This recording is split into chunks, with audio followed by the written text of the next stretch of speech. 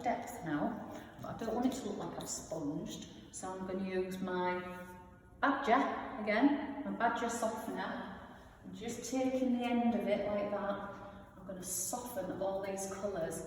Now you go in all different directions to soften these colours. If you find that they're not softening, it may be that your mixture is too dry. You've not added enough linseed oil and it's starting to dry on the surface. With this one you can put a bit more pressure on because I want it to look proper cloudy. I don't want it to look like it does. I don't want to have that like the rag rolled effect that I did on the Vert de Mer. I want it to look really cloudy, so subtle that it's just the background. So I'm putting a little bit more pressure on this one. So going all different directions until they all blend together.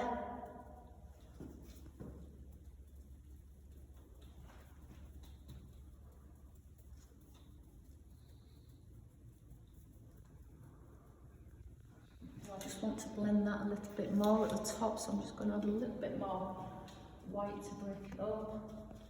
There's no hard and fast rule with what you put on when with this. Okay, put it on whenever.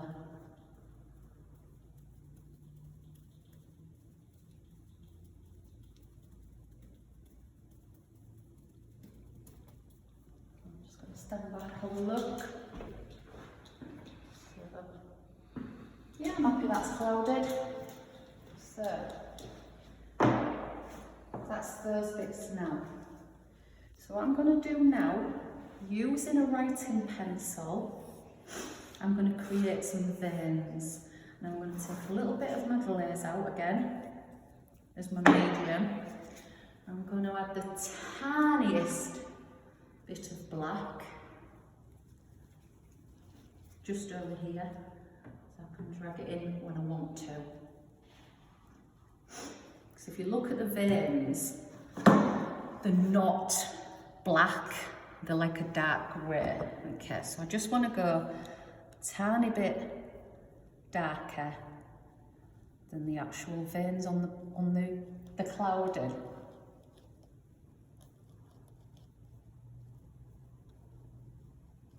Okay, so what we're going to do, I'm just going to step back because I just want to sort of visualise where I want my lines to go. I think I'm going to go to a right angle. Doesn't really matter what you do, but if I'm sort of want to recreate something like that, I need to go at a right angle.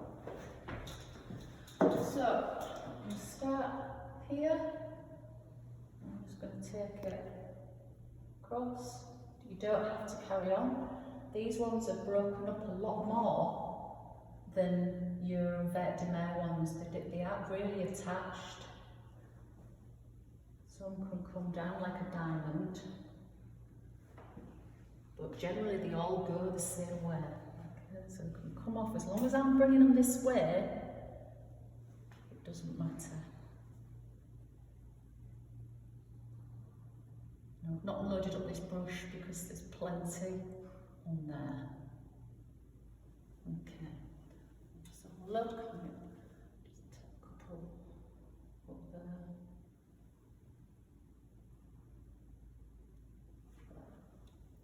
So I'm happy with that. I'm not going to bother with that anymore because that's going to be the actual depth of my marble, if you like. So that's going to be my lines on the marble. But what I must do is soften them. So in the direction that you've applied them, make sure you soften them. So try not to go across them, try to go with the same direction. Make these as soft as I can.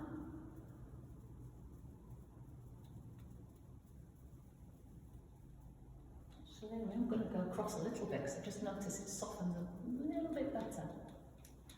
I can get up to the edges, go back that way, and then I ain't got any lines going the wrong way. So I've got to that stage now. I don't really want to add any more depth. I want to take a little bit off. So I'm going to go with a rag. I'm going to take a lint-free cloth, just like this, and I'm going to take some areas off. I'm just going to go in there like that. Like this. And the reason I want to do this is because I want the white to show through as well.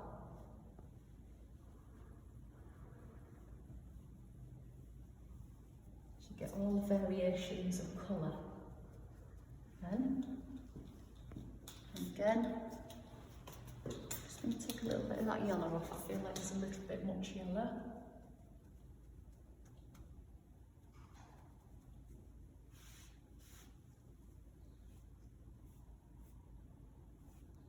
And then I'm going to soften all this again.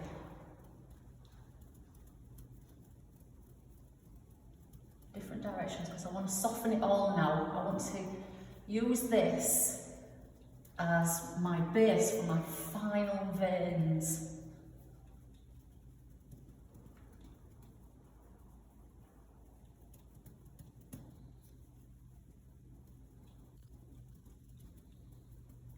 Just be aware when you are flogging a lot, you are taking that glaze off. Just stand back and have a look. Still not happy with that yellow. This one. Just going to take a bit more of it off and add a bit of Carrera. Don't just think, right, it's done. You can leave it a long open time. You can mess with this as much as you want. It's better, so it's not so much yellow. So as I said earlier, there's only supposed to be 10% yellow, and I seem to be seeing more yellow than the blue. So that, now I need to take my fine sign writing pencil, a really fine one, and I'm just going to pick up some of this grey and accentuate some of these softened areas here. So you're giving two depths to your veins now. You've got your cloudy background and you've got a little bit of foreground. So you don't have to go straight over the bit you've done. Let that show as the cloudy background. And just put little bits of definition here and there.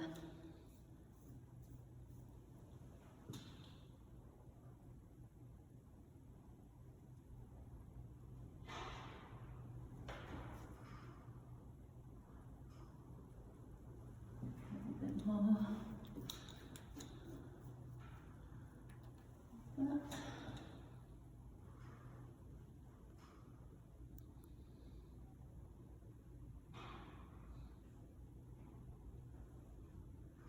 I think my favourite marble, I will say.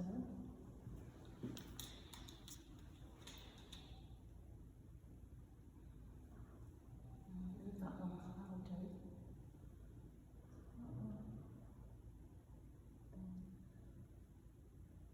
A bit of a diamond. Right, I'm not going to mess with it anymore. I'm just going to step back. But the thing is, if you're not happy with it, what you can do is wipe it off. Start again. You know, there's no hard and fast rule, is there, with this stuff? So I'm just going to very lightly soften it now, just in case I've got any edges. And I'm not going to mess with it anymore.